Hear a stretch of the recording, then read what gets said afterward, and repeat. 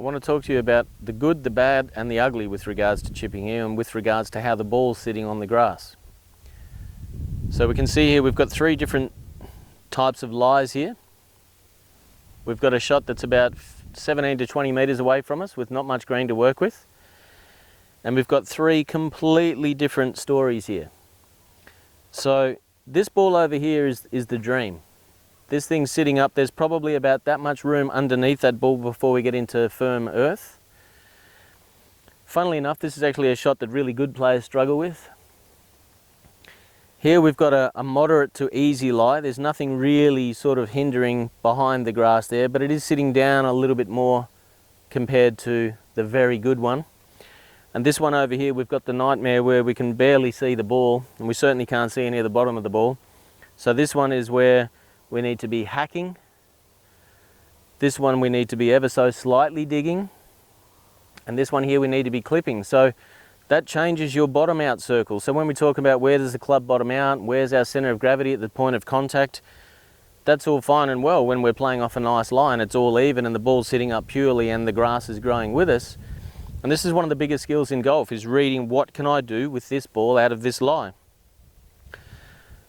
So with this one here, let's start with the easy one first and we'll work our way down to the poor one. So I've got my two different wedges here. Why would you use something different? Well, in this situation we would, because we've got variations. So I'm going to put this one just to the side here, and I'm going to go with my sand wedge for this, because it's quite, like I said, it's an incredibly good lie. So all we're going to do now is we're going to shift the ball a little bit more towards our left foot, and we are going to open the club face on this one just a little bit.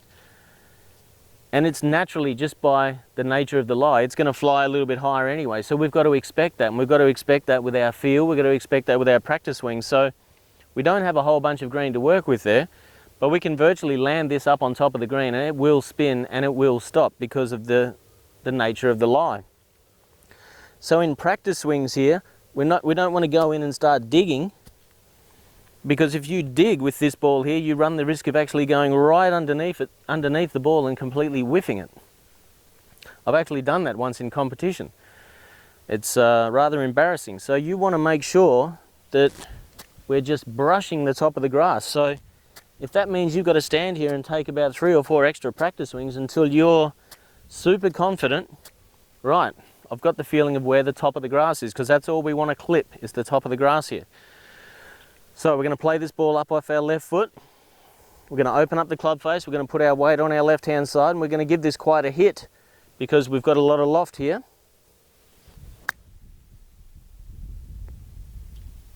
There we go. So that flew quite high and really only rolled out maybe 2 meters, something like that. So it didn't really roll. So we saw the flight of that. That's gone up quite high in the air. Okay, now we've gone to number 2 here, which is just a moderate to sort of standard lie that you'd be really quite happy with in a rough situation like this. Now you've got a couple of options here. You've probably got enough here, enough room under the ball. We're probably now talking about that much space underneath the ball before the earth begins. So we can play this a couple of different ways, but we don't have to because there's nothing in front of us. So let's not overplay the shot. Let's just do good old standard ham and cheese. Nothing too extravagant here. So we're just going to play this ball off our right foot now to make sure we've got a nice descending blow. What's that going to do to the flight of the ball? Well, we're going to have our hands left and we're going to have our weight left, so that means the flight's going to be a lot lower. So now we can start picking out a spot out in front of us and think, okay, well, I'm guesstimating that the ball's going to land maybe halfway between the cut and the fringe of the green. So now we're going to have a couple of practice swings with that style. And we can see we're getting jagged up in the grass here. We can see it's quite against us.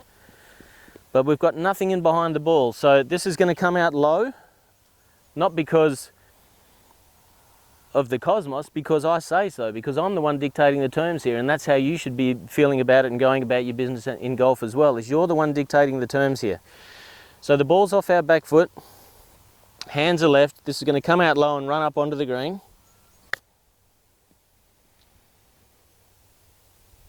Okay, so a bit of that break took the ball away, but I'm not unhappy with that. It's still giving me a chance to make my putt. Now we've come to the nightmare, the one that everyone fears. And you might have hit 2 cracking shots to get here on a par 4, and you might think to yourself, well, what an injustice. But if you know how to go about dealing with poor lies, good lies, and you know what to expect, well then you're halfway there. You're confident before you even go into it. So the lie dictates that we have to now get very, very choppy down on the back of this ball. Don't stress too much about a pretty follow through or anything pointing at the hole at the end of the shot or any of that stuff that you might have seen before. We need to go digging, we need to go hacking. So if you feel like you're a hacker, this is your thing, because you are within your right to go ahead and go hack. So I'm going to take a few little extra practice swings at it, clean the club because that's important. Now this ball is going to go way behind my right foot to guarantee a very downward attack on the ball. What's that going to do? It's going to come out low, it's going to come out quite hot.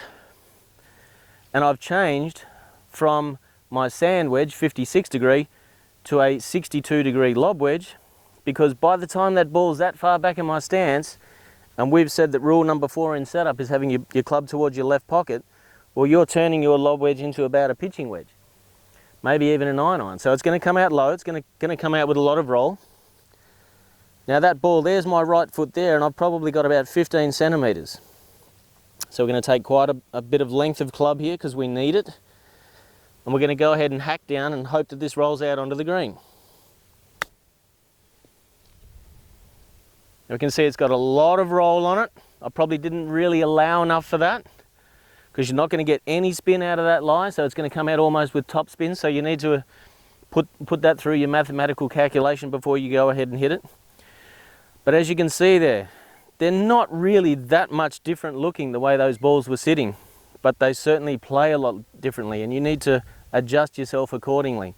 So good lie, clip it. Reasonable lie, go ahead and hit down on it a little bit. Play the ball off your right foot. Good one was up off your left foot because we can, means it's going higher. That one had a medium flight, a little bit more spin on it because there was more ball available to make contact with club face, which means it's going to spin more. This last one that was sitting down in a hole with stuff in behind it, there's no club face and ball true contact. There's always going to be a lot of grass in between. But as long as it's back in your stance far enough, you hit down and still accelerate through. Even though you might not be following through, you're still accelerating down into the hit. It's going to come out hot, it's going to come out with a lot of roll. So expect it. Get a little feel for it with your practicing and say, okay, what do I have to do to adjust myself to the conditions, not just simply hoping that it just works out for the best for you somehow. So get yourself into a practice situation where you can practice a good, a moderate, and a poor lie. Then you'll start to expect what's going to happen with the outcome, what's going to happen to the flight. It's got to give you more confidence, it's got to give you more consistency, and it's going to make it a lot easier for you to get up and down out of any situation, and you're not going to be cranky at the fact that the ball's hitting poorly just because you hit 2 good shots to get here. So practice those 3 different lies, keep it fresh in the end of your fingertips. Good luck, and we hope that provides more consistency and confidence in your chipping from out of the rough.